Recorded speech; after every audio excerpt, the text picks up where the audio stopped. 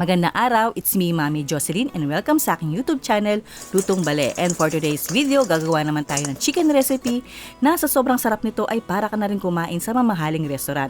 Pero napakadali lang ang paraan sa pagluluto nito. Kaya naman kung interesado ka, panoorin mo hanggang dulo, tara na umpisahan na natin.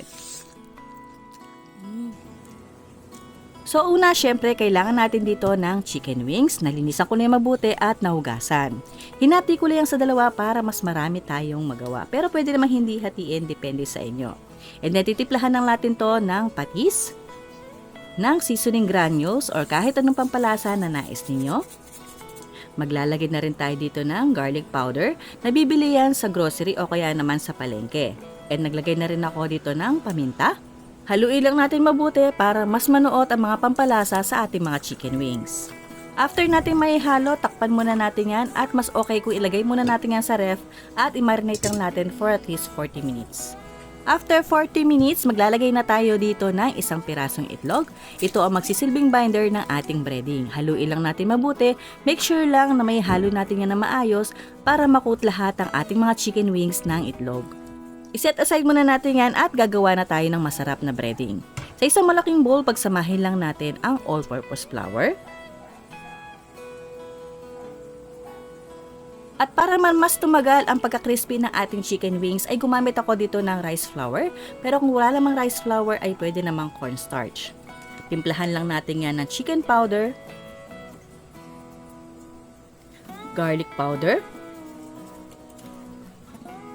paprika, asin at paminta. Paalala lang po, ang measurements po ng ating mga spices ay pwede nyo pong dagdagan o bawasan depende po sa inyong panlasa. Haluin lang natin mabuti until mag-combine. Once okay na ang ating breading ay pwede na natin ilagay ang ating mga na-marinate na chicken wings. I-dredge or coat lang natin ang mga ito ng mabuti.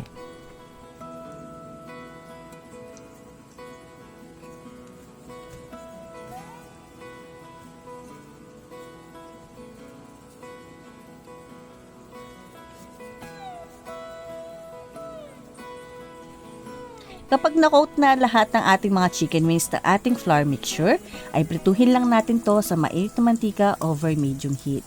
Prituhin lang natin ang mga ito until maging crispy at golden brown. Once crispy at golden brown na ang ating mga chicken wings, ay hanguin na natin yan sa mantika at mas okay kung ilagay muna natin yan sa strainer para ma-drain na ang excess oil ng mga ito.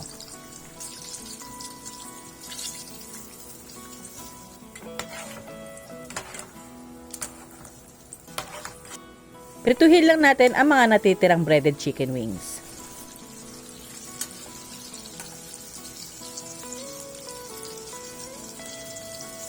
Once na prito na natin lahat ang ating mga chicken wings, iset aside muna natin yan at gagawa na tayo ng masarap na white dipping sauce. Para sa ating dipping sauce, sa isang bowl, pagsamahin lang natin ang mayonnaise. At kailangan din natin dito ng sour cream. Pero kung wala naman kayong mahanap ng sour cream, ay pwede rin kang gumamit ng plain na yogurt. At gagamit din tayo dito ng honey. Pero kung wala naman kayong available na honey, ay pwede rin kayong gumamit ng brown sugar.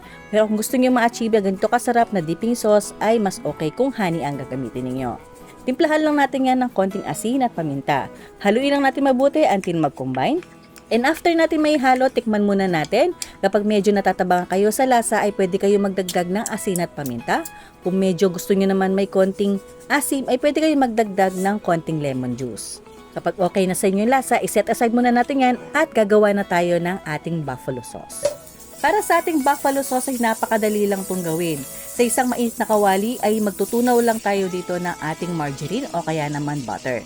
Once tunaw na ay pwede na natin ilagay dito ang ating tomato ketchup. Pero kung ayaw naman tomato ketchup ay pwede naman kayong gumamit kahit banana ketchup.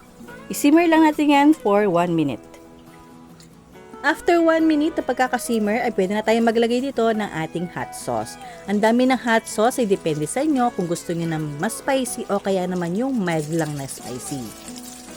At maglalagay na rin tayo dito ng ating asukal. Haluin lang natin mabuti at isimmer lang natin yan for at least 1 to 2 minutes.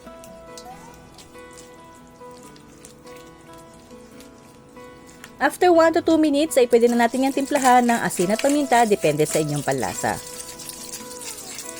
And simmer lang natin yan for another few seconds. Bago ka pa lang ba sa aking channel? At kung oo, huwag mong kalimutang mag-subscribe at pakiclick na rin po ang notification bell para updated ka sa lahat ng bago kong uploads. At huwag mo rin kalimutang i-like at i-share ang video na ito. Maraming salamat! Sa pagsaserve na to ay coat lang natin ng ating sauce ang mga chicken wings. Or kung gusto niya naman nakahiwala yung sauce ay pwede naman.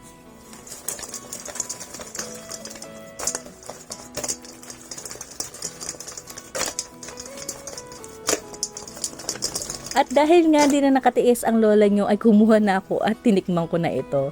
Dahil sa amoy pa lang nakakatakam na. Sobrang favorite ko talaga itong ino-order dun sa isang burger restaurant na pinupuntahan namin o kinakainan namin. Hindi ko nababanggitin kung anong burger restaurant na yun. Pero kuhang-kuha niya yung sarap at lasa ng ating buffalo wings at may ranch sauce pa o yung white sauce. At para naman ma-achieve natin ang mala restaurant na serving ng ating buffalo wings, ay nagsaute na rin ako ng mixed vegetables at gumawa na rin ako ng java rice. At sa ibabaw nito, naglagay na rin ako o nag-drizzle na rin ako ng ating white dipping sauce.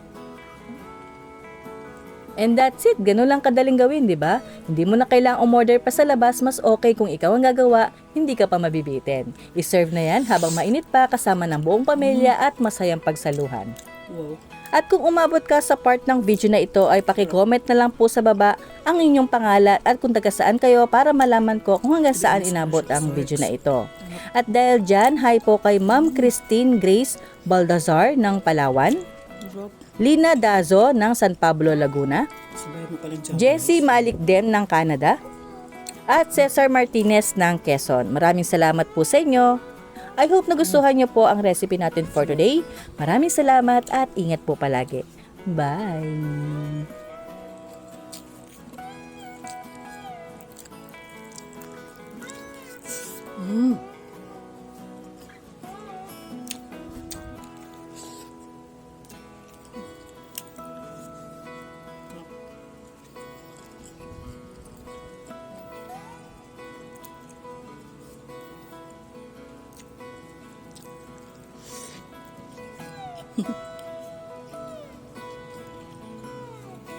Ang sarap. Wala ko masabi. Ang sarap. Sarap.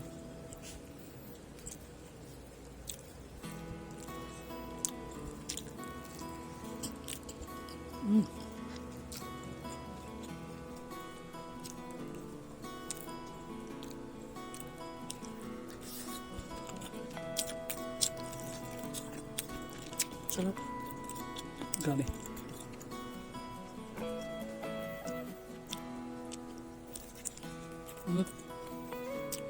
Sarap.